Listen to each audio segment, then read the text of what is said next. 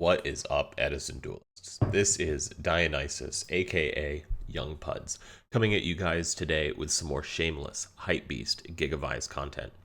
What I have for you guys today is a series of matches that I played against the fairy deck. It looks like these are all kind of slightly different versions of fairies that we're up against here.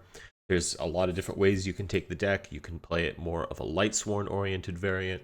You could play it with lots of recruiters. You can have an emphasis on chaos. You can play a lot of extra heralds. I'm talking green light. I'm talking even purple light. If you ask me, I think the build with Sky Scourge and Rise is the best version. But they are all definitely competent decks. Here, we're going to start off with one of the classic Gigavise almost good hands. We've got one of each equip. We've got Armory, Fertilizer. We're just looking for a way to get that Lonefire in play, and then we have game almost certainly. So we are just going to have to set the Trap Dust Shoot, and then pass it back to our opponent. Standby phase, we are going to go ahead and fire the Dust Shoot. We'll get a look at our opponent's hand. We see he has a Trag, a Kalute, a Caius, a Christopher, a Card Trooper, and a Battle Fader. And we are going to put back the Card Trooper. This hand, it looks like, it's got a lot of powerful cards, but it doesn't have anything to get it going right away. So we're just going to put back the Card Trooper and force our opponent to just hit us for 11 with Honest and then pass. I'm saying great. Now we get a chance to draw Lonefire and win.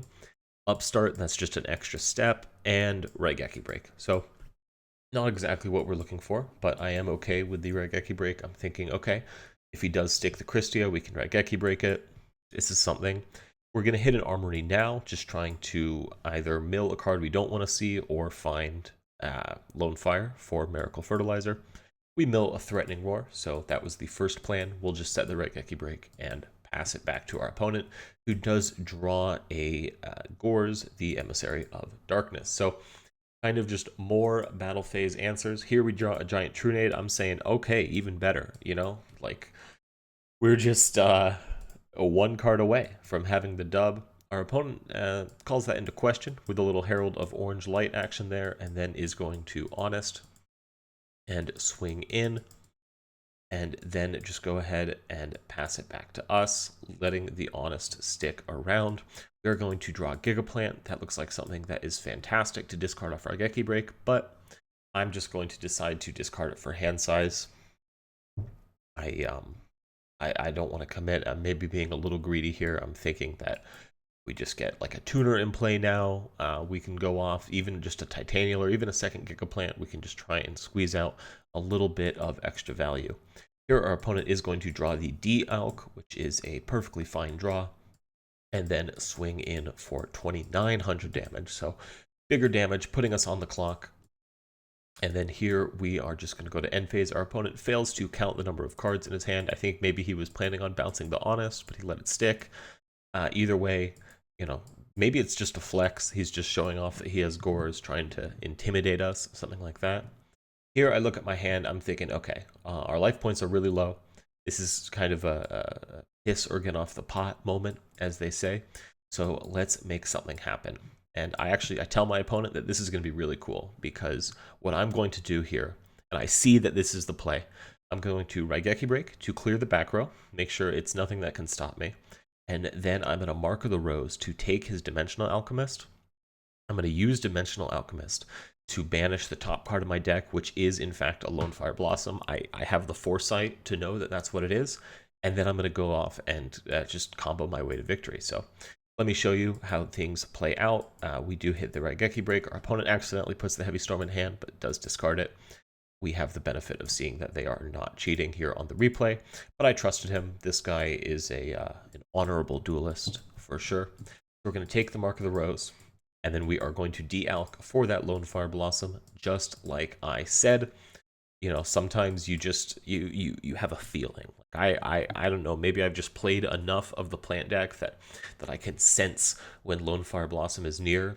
Just like when in the final match in the Yu-Gi-Oh! Duel Monsters anime, Yami Yugi predicted that he was about to top deck Gig Shield Gardna. Same kind of concept, really. So we fire the Lonefire Blossom. We're getting all set to figure out a line here to push through the Gores to make it game, and then our opponent is just going to hit us with the Herald of Orange Light. So it doesn't even matter that we called our shot. We're just going to be forced to give our opponent back the Dialk. He has a Trag. That is going to be too much for us to deal with, so we are going to pass it back and just go into game 2. So I've side decked a little bit here. Not going to draw any side cards in our opening hand, of course, but that is perfectly fine. When you are opening with Lonefire Supervise, it is hard to complain. So we are just going to Lonefire into Gigaplant here. Looking at this hand, I'm seeing, okay, I have some good crackback potential. I have some good options. I think I am going to go ahead and go for a Power Tool Dragon here, just to try and generate advantage, try and get ahead. Mark of the Rose is going to be a nice card to have, even if I miss, especially pairing it with that Hidden Armory. The Dandelion, DDR, get some tokens in play. So I'm feeling pretty good about this. The Fairy deck is good, but I think it does kind of, unless they're like on Valhalla Fairies or something, you're probably not going to have to deal with the Krystia right away. So that is a little bit of a silver lining. If you're starting fast and you're putting pressure on them immediately, it's going to be more of an uphill battle. They have tools to break it, so it can be done, but it is more of an uphill battle. I'm in a Gold Sark for the Lightning Vortex here. That is a card that I side in against Fairies, just in case our opponent does find their way to stick a Krystia. I want to have an answer to it certainly coming. So our opponent is just going to do nothing and represent Gores, pass it back to us. That'll be one turn on Lightning Vortex. We're going to fire the Power Tool Dragon and get another equip to our hand. It really doesn't matter what we get here. We are easily threatening lethal damage here, and we are just going to Gigaplant here for the Copy Plant, and then we are going to normal summon the Dandelion from our hand. We're not getting any tokens because our board is going to be full, but I do just want to have the Power Tool Dragon with the Armory Arm. It's not going to be enough to get game through a Gores, but it is going to be enough to get game through that Trag. He can drop the drag on the second one or the first attack, doesn't matter. We can just run it over with our Armory Arm, and it does count the attack on the field, so that will be GG. Here we have another decently strong hand. Our opponent does have Mask of Restrict, but we have found our way into not 1, but 2 outs for it. Here I am going to go ahead and Lonefire into the second Lonefire into Tytannial, just, standard plan, establish some early board presence. We have Trunade Hidden Armory Fertilizer with now the Lonefires in the graveyard, so that is a fantastic position for us to find ourselves in. I'm going to go ahead and attack now. I'm not worried about Gores here. I don't think our opponent is going to be able to OTK us through a Gores. I don't need the Tytannial to stick around. Frankly, if he has Gores, I want it gone. And would you look at that, our opponent does in fact have Gores. I think you could also try and convince yourself, oh, well, they don't have Gores because they set Mask of Restrict. But I think a good player is going to understand that these cards don't actually conflict. Because if this card is sticking around, your opponent isn't going to present any threats that Gores is then going to help you clap back from. And if this card doesn't stick around, then Gores is an excellent second line of defense. So not really a conflict with these two cards. Here, our opponent is going to de-alk, banishing a Solar Recharge. No real help, and then we are going to be taking a whole bunch of damage just like that. If our opponent had Honest here, maybe Tribute Summon Krystia could have been a bit of a threat, bit of a problem, but there is no Honest to be seen here today. So we are going to draw for turn, and we do draw the Lightning Vortex. And now, folks, this is going to be, we haven't done one of these in a little bit. This is going to be a pop quiz. So take a moment, pause the video. You do have the benefit of knowing that your opponent does have a Tragoedia. You know that they don't have Gores because they already used it, but take a moment, pause the video, find the line that you would take to win the game on this turn. You want to be playing around Honest. You want to be playing through Tragoedia. Because we know he does have that, but generally just trying to play through as many things as possible. Let me know what you guys would do. Take a few seconds. Let me show you what we did here. So first you are going to Miracle Fertilizer to bring back the Lonefire Blossom. Once this resolves, you can be confident that your opponent does not have DD Crow, which does make you feel a little bit better. You're going to Giant Trunade to recycle the Miracle Fertilizer, and then you're going to fire the Lonefire Blossom. You can't be 100% sure that they don't have Herald if this one Lonefire goes through, because they did see you add the Miracle Fertilizer back. However, doesn't really matter. We at least have some counterplay. Here we are going to mill a Lightning Prisoning Mirror. That is another card that I have started to side for fairies. Unfortunately, it doesn't stop Krystia and it doesn't stop Herald, but it does stop their Light Swords from milling. It does stop D-Alk. It does stop DD Warrior Lady. It stops their recruiters. So if you open slow and you have Light Imprisoning Mirror, it can be really helpful to kind of help you get to a decent point in the game. So here, then, we are going to go ahead and get our Gigaplant a Supervise, and then use Lonefire Blossom that we summoned off of it to get a Nettles. Supervise is going to bring back Gigaplant, and then at this time, we are going to use the Fertilizer that we recycled to get a second Lonefire Blossom. This Lonefire Blossom is going to tribute itself for Copy Plant, and there our opponent sees that we have a Colossal Fighter Armory Arm OTK for game. It would have been 900 damage, so we did have enough life points to just keep crashing into the Gores, and that is going to be game number, or match number 1 for us. So let's jump into the second one. Once again, we are starting off pretty strong here. Definitely, you know, in your bad matchups, in fairies, in GBs, I'm not going to mince words. Like, you need to be opening strong to win. Even if you open strong, it's not a guaranteed win. These are tough matchups, and if you're not opening strong, it's going to be a lot harder to win. I wanted to show you guys that, you know, this is a way that you can beat fairies. So we're showing some wins today. So we are just going to open up with our standard combo. We don't know what our opponent is on at this point, but because we have the Dust Shoot, because we have the Threatening Roar, I am thinking that it is perfectly safe to go ahead and go for the Powerful Dragon. I'll do it in defense because we have the Threatening Roar. I do think that it might be better to do it in attack. You might not want to be wasting the Threatening Roar for just one Aaron or something like that. But I digress. Anyways, we are going to end up missing here. We're going to upstart and we'll banish a Miracle Fertilizer. Fantastic card to hit off of Gold Sark. It feels so good knowing that, like, okay, I'm going to combo here. I'm trying to retain board control. I'm trying to contain advantage. But in 2 turns, I'm going to get a very, very powerful spell guaranteed. Always feels great. Gold Sark, fantastic card in this deck. Our opponent is going to draw. They're going to find their way into a Raikou. We are going to fire the Dust Shoot. We're going to clear the Honest. I think Honest is presenting the biggest problem for us. You know, I see that, okay, he has a Raikou. He has Charge, so we're not going to be able to get rid of the Raikou no matter what. Nova Summoner is a recruiter. We can play around recruiters, especially when our opponent doesn't have back row.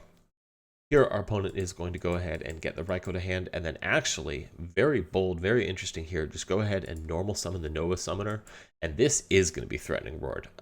I don't want our opponent going Nova Summoner into Shining Angel, getting fairies into the graveyard. I'm assuming he has not just one DD Warrior Lady. These kind of recruiter fairies usually play 2 or even 3 DD Warrior Lady, so I want to keep my stuff around, and I want to have some big threats with Mark of the Rose.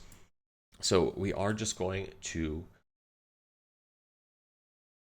draw for turn. We do find a Foolish Burial, and then here our opponent is going to fire both of his draw traps, and it gets maybe just like the best draws you could hope for. That is a Herald of Orange Light and another fairy to go with it. So as soon as we fire the Powerful Dragon, our opponent is going to go ahead and negate that with Orange Light. Not sure if that's the best thing to use your Orange Light on. Maybe he's just excited that he drew it. I'm thinking maybe you want to hold that for Gigaplant, but I suppose, you know, if I get the Supervise, which is, there's probably a pretty high chance of that happening, 66% does round up to 100%, and then he waits to use it on the Gigaplant with Supervise, I'm just going to get the Gigaplant back, and then I can normal summon it anyways, and so it's still not in a good situation. I think it's just tough. Like, when your opponent lets you keep your Power Tool, keep your Gigaplant, like, that is so much pressure. That's one of the strengths of the deck, I think. Like, obviously we're putting up these boards that are hard to answer sometimes with lots of negates like Tytannial and Stardust. But even, you know, the oh, I missed, I have Mark of the Rose in hand, that's still like a really big threat. The power level of decks in Edison format is not huge. And if you have Gigaplant and Power Tool Dragon, like, you're telling your opponent, okay, you need to answer both of these.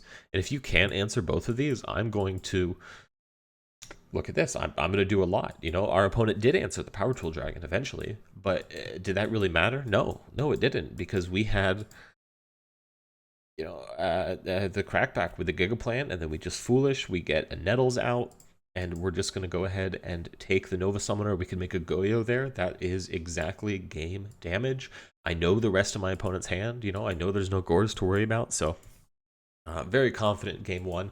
I'm always really happy to beat Fairies game one. I feel like, you know, they have chances to stick Krystias, to stick Key Heralds. Here our opponent we see has Greenlight, which is, I think Greenlight is really fantastic. You know, hitting a Supervise with Greenlight, super good. Hitting Miracle Fertilizer with Greenlight, super good. Like, Greenlight is just as good as Orange Light to interrupt our combos. So, you know, that's 6 powerful hand traps to stop us. Very threatening, very big problem. So our opponent is just going to open set 3 with DD Warrior Lady. Very terrifying here. That is 3 very real traps. He's going to fire the Mask of Restrict right away. Very important to do this, folks.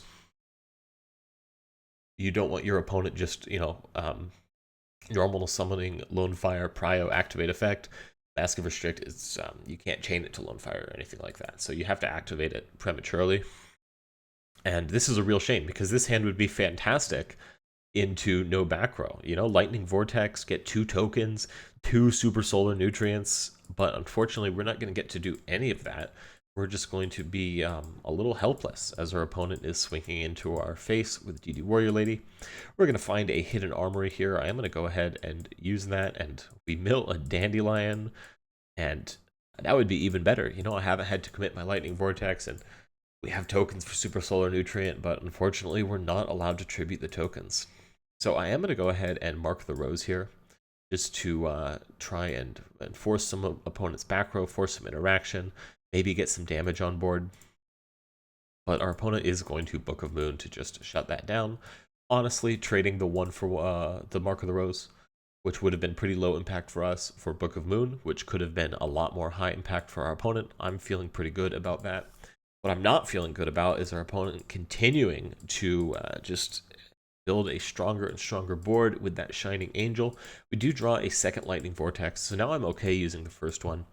You know, even if our opponent has a Krystia coming, I have an answer for it. And, you know, I want to have defense up. I know that this deck can summon a lot of monsters kind of out of nowhere, so I want to be playing around that. Speaking of summoning a lot of monsters right out of nowhere, here we go. It's Valhalla Hall of the Fallen, summoning Krystia, which is backed up by Mask of Restrict and Solemn Judgment. Folks, this is not a good situation for us to find ourselves in. We are going to lose a token there. Like, we can't even Lightning Vortex to just clear this, because the Krystia will just go back to the top, and you could just slam another Valhalla down. So we're definitely in a little bit of trouble here. I'm going to go ahead and banish the Heavy Storm. My game plan here is just, okay, like, let me just try and survive long enough to get the Heavy Storm off. Our opponent is going to get real aggressive here, normal summoning the Greenlight to clear the token, so that way they can swing in directly for 2,800. Definitely getting scared. We draw another Supervise. That's not going to help us live. Lightning Vortex isn't going to help us live, so we are going to be forced to scoop it up and proceed into game number 3. And we open all right. I like Decree into Fairies. It's going to answer their Mask of Restrict. It's going to answer the Royal Oppression. I saw he was on Draw Traps too. Decree into Draw Traps feels so strong, folks. So we have a decent opening, like I said. And then look at that. We draw Foolish Burial for turn, and all of a sudden we have an insanely broken opening. I love this about Gigavise. I think it's one of the most fun aspects. Is I've said it before, you know, but you have so many heart of the cards moments where you're looking at your hand and you're like, what is this? What is going on here? But you know, you're like, all right, if I just draw one card And like with a hand like this, there's a lot of different one cards that we could have drawn. Any of our tuners, Copy Plant Nettles would have been fine with Super Solar Nutrient. Honestly, Dandelion would have been fine with Lightning Vortex. Lonefire Blossom directly would have been fine. Follow up next turn with Hidden Armory and Miracle Fertilizer. But I do think that Foolish Burial there was as good as it gets. That was just about a perfect draw. Really, really fantastic stuff. So we're going to start comboing here. I am going to decide that because I have the Decree, I want to play a little more conservatively and not just immediately spend all my resources, because if our opponent does crack back, it is game 3. Like, I have to assume that they're siding in cards that can handle the Gigavise combo. So I'm thinking, okay, we'll just have very, very reserved, very refined, very demure, even kind of slower opening here. And we are just going to copy plant into the Power Tool Dragon. And then we're going to Power Tool to get that guaranteed Supervise. And this is going to actually put us in a position with the Supervise, the Hidden Armory, and the Fertilizer. We're going to have a good chance to maybe Colossal Fighter OTK if our opponent gives us an opportunity for that, or just directly OTK. Looking at this board, I think maybe Tytannial might have been a little better to insulate us against, well, first of all, that Book of Moon in his hand, or an MST, but I also just think putting on the pressure, saying, okay, you have to answer both of my threats. How are you going to do it?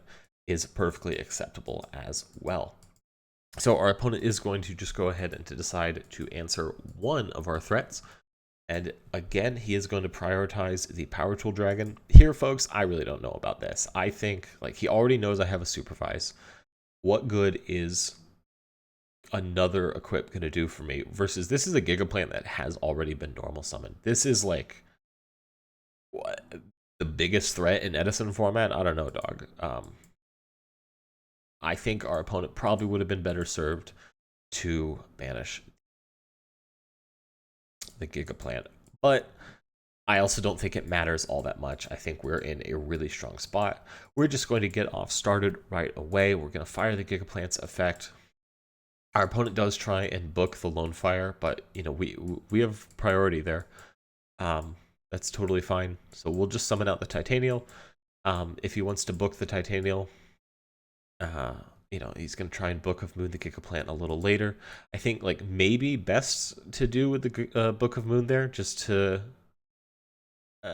play around, limit my options as much as possible, would be to Book of Moon immediately, like just gun it on standby phase, then I have to spend my normal summon after I flip summon the Gigaplant. Still not very good, but there's no way of stopping me otherwise, because I'm just going to get the Tytannial like this.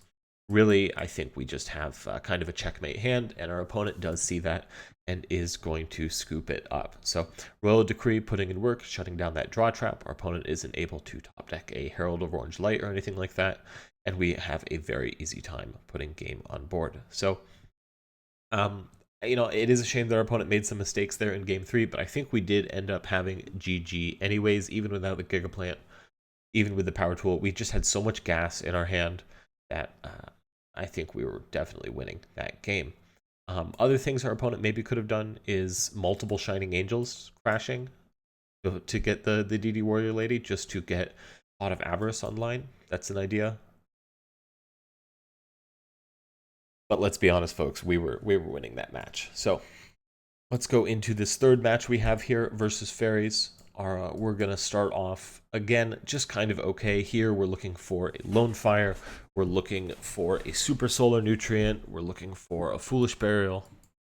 So 6 cards in deck that are really going to solve this hand. Even drawing Gigaplant isn't so bad. We're going to mill the Dandelion, and then here I am going to hit an Armory for Mark of the Rose. I think usually when you already have a Supervise, it's going to be a little better to get DDR. So then Gold Sark represents immediate Lonefire access. However, since we have the Nettles here and we did mill a plant, I think Mark of the Rose has more potential to be more useful. We have to consider, okay, how are we going to navigate this game state if we're not drawing our key combo piece, which is more likely. So Something like Mark of the Rose is going to give us some gameplay where we steal our opponent's monster, make a synchro, something like that. We also have these tokens up for defense, and we have a little more defense. We're going to go ahead and set the Threatening Roar. Here, our opponent has Purple Light and Orange Light, a fantastic kind of 1-2 punch. He can negate a monster effect or a trap effect. That's very good. He's going to fire off the Card Trooper, milling Heavy Nova and Orange Light. I'm always happy to see Orange Light get milled. I don't want to mess with that card. It's I mean, it's like it's playable in Modern, you know, and it's legal in Edison, so that should really tell you all you need to know. Here we are going to get a Super Solar Nutrient, and unfortunately for us, our opponent does have Royal Oppression, so definitely a big problem. Here I am just going to go ahead and run out the Nettles and swing directly. I want to hold the Mark of the Rose for something else a little later, so I'm okay giving our opponent a draw. We'll pass it to them, and they do draw Honest for turn, so they're in pretty good shape here. We got to admit, the D-Alk, banishing a Neospatian Grand Mill to boot. It's a really going to be sticky board presence with the Honest, and he has a lot of interaction. We're going to fire the Threatening Roar to try and keep our Nettles alive, and surprisingly, our opponent is going to Purple Light that, so he wants Nettles off the field. Honestly, like it feels a little weird, but I think that is correct. Here, we're going to Mark of the Rose the D-Alk.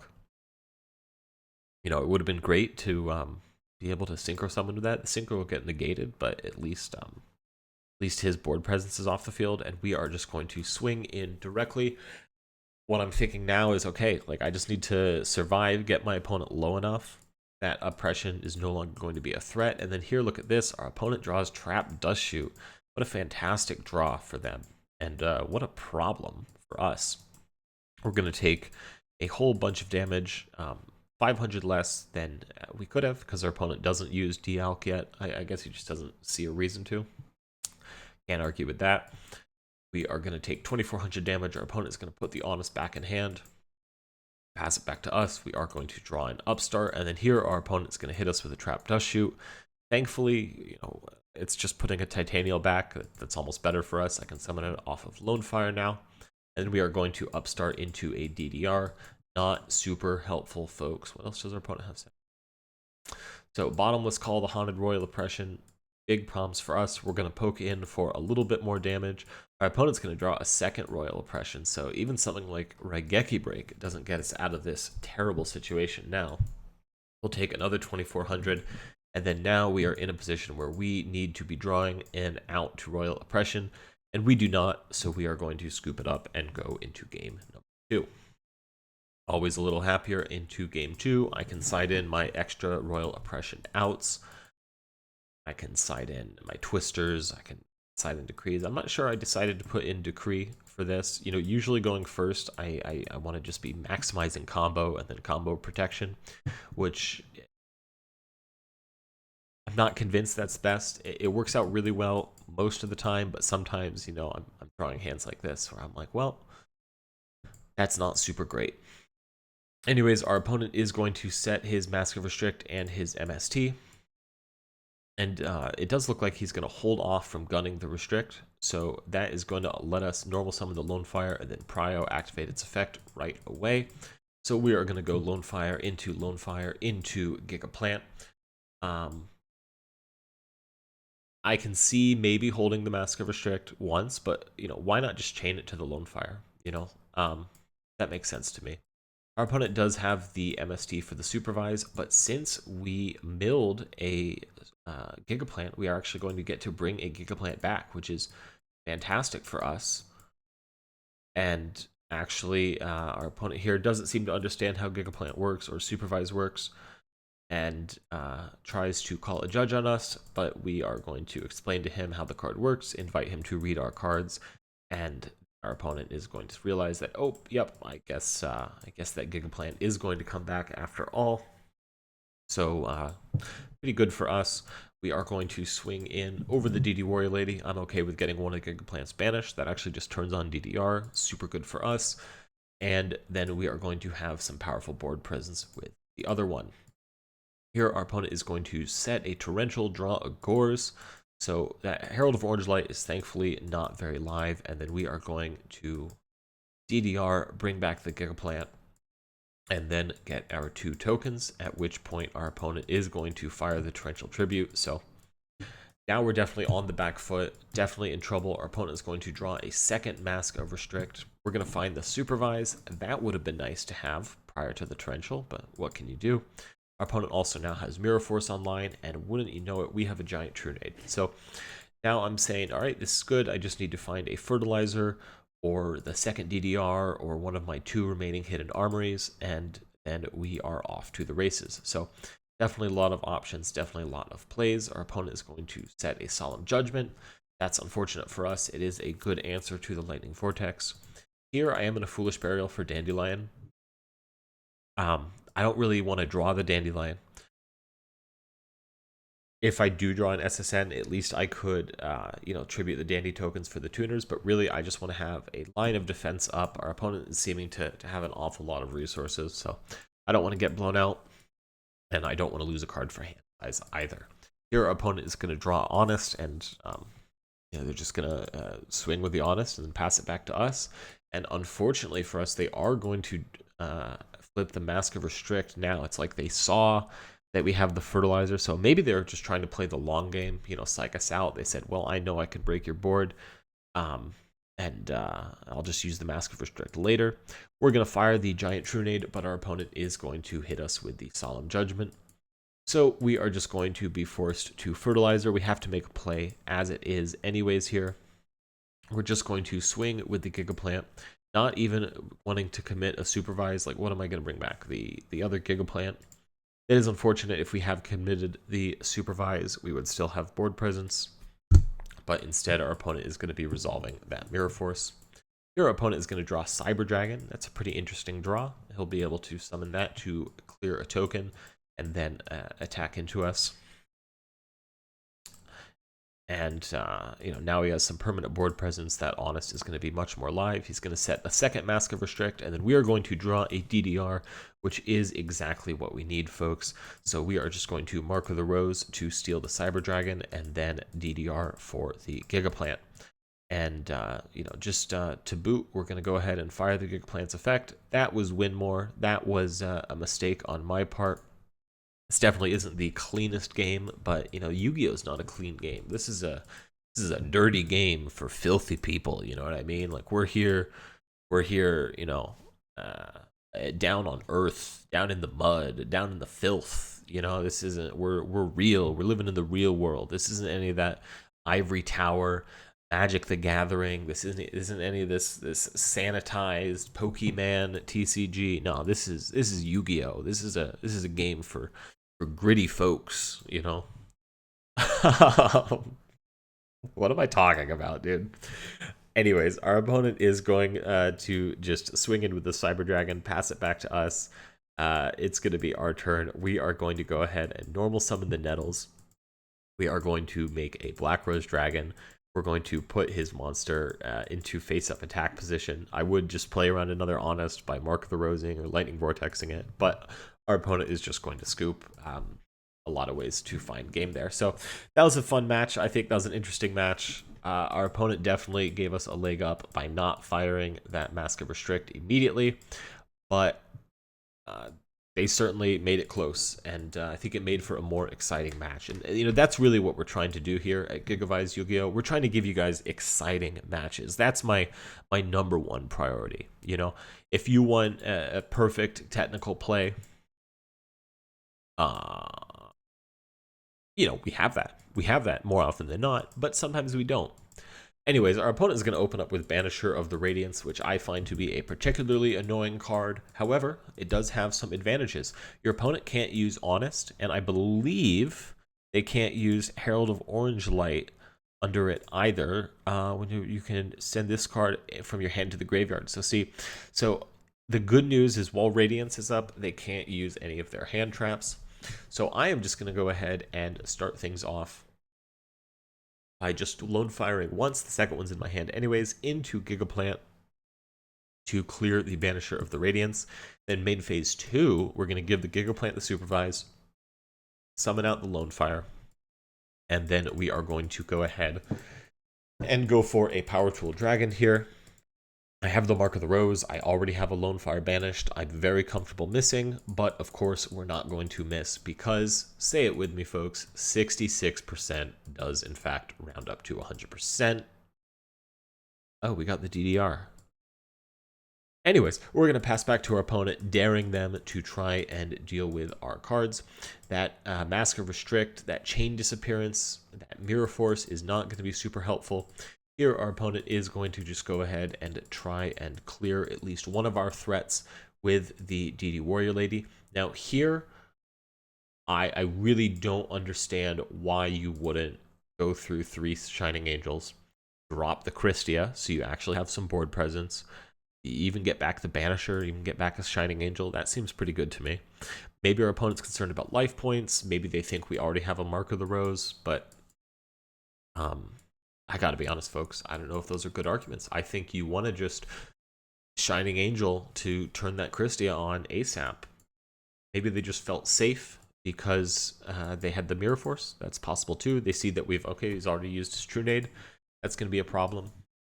Here, our opponent is going to fire the Mask of Restrict, so just trying to keep us off everything. We are going to Power Tool Dragon. This time, we do win the roll, and we get the Supervise.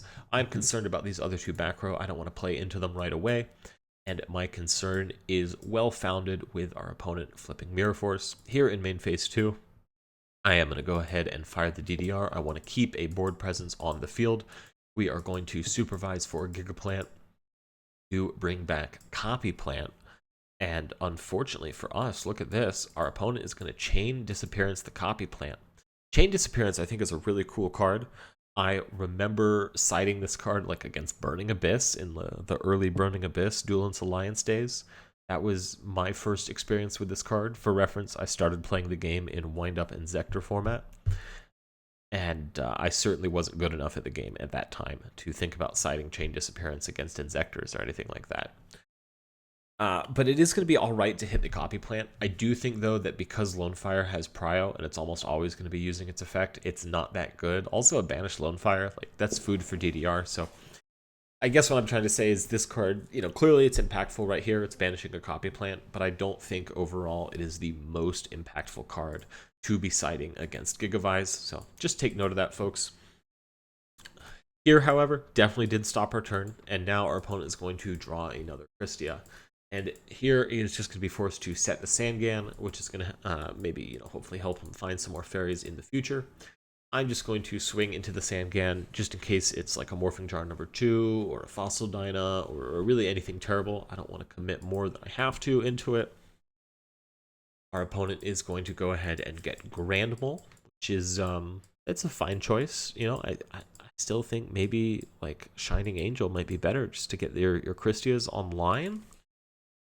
But what do I know? I think it's also possible maybe our opponent is just not playing that many copies of Shining Angel. I feel like you'd want to play 3 in this deck, but Recruiters are also terrible. That would lose to DDV, so perhaps our opponent is just not on 3 Shining Angel, and that would explain it. Here, our opponent is going to Grand Mole to clear the Gigaplant that had all of the equips. That's going to be pretty good for him, but we do still have the other Gigaplant normal summon, so we're just going to be able to put the Gigaplant back on the field, and we'll normal summon it as well. We don't have any more plants to summon, and we can't use Lonefire's effect yet, but I have the normal summon. I don't have anything else to do with it this turn, so I might as well turn it on. We're going to swing in for 4,800 big points of damage. Would you look at that little young punts moment right there? If we just put the Lonefire in attack, that would have been game. I didn't see that, and instead I'm just going to set the decree and give our opponent one more turn, and they are unable to capitalize, and that is going to be game. So, I think 3 ways to beat fairies here. Option 1, your opponent can make some key mistakes. Option number 2, you can just open combo and win off of that. And then option number 3 is you can find your way into combo late game. And I know this wasn't relevant, but maybe option number 4 is Light Imprisoning Mirror can get you the win. So fairies, definitely the hardest matchup for Gigavise, but I think overall, when I tell you, be not afraid, be not afraid. Don't be afraid. Every matchup is a winnable matchup. Fairies as a deck is able to play some of the most powerful cards. I'm talking Krystia, I'm talking Orange Light, but they also have to play some of the worst cards. I'm talking Recruiters. Recruiters are just not good, folks. I think this is like the number one thing holding Fairies back is that I feel like they have to play Recruiters, and Fairies is probably the deck, maybe Zombies, but that Recruiters are best in. But just because, you know, something bad is best doesn't make it great. Anyways, I hope you guys enjoyed. I hope this video gave you some confidence going into the Fairy matchup. It is very winnable if you are able to stick and establish your boards. Fairies is going to have trouble breaking them. The odds are in your favor. It is actually very likely that you will open Gigavise combo. So this is not a hopeless matchup by any means. You have pathways to victory. I hope you guys enjoyed this match. If you think it was irresponsible and unprofessional of me to show this match, especially this third one, even though my opponent misplayed, let me know in the comments. If you want to see gameplay even when there's misplays, because, you know, that's representative of Yu-Gi-Oh! I think mistakes are going to be made, and capitalizing off your opponent's mistakes is one of the skill sets you need. So if you think I'm right about that, let me know in the comments as well. Smash that friggin' like button, guy. Also, I will ask you guys to please subscribe if you haven't subscribed already. I appreciate every single one of my subscribers, and we are so close to 1,000 subs. I think it would be so cool if we could hit that in the next couple days. So if you're able to subscribe, please go ahead and do that. Otherwise, I hope you guys have a great weekend. I hope you spend some time with your families. I hope you get a chance to maybe get outside and touch a little grass. Whatever it is, I hope you guys have a good time, and I will see you tomorrow with some more shameless, hype beast, Gigavise content from your boy Dionysus, aka Young Puds. All right, take care, everyone.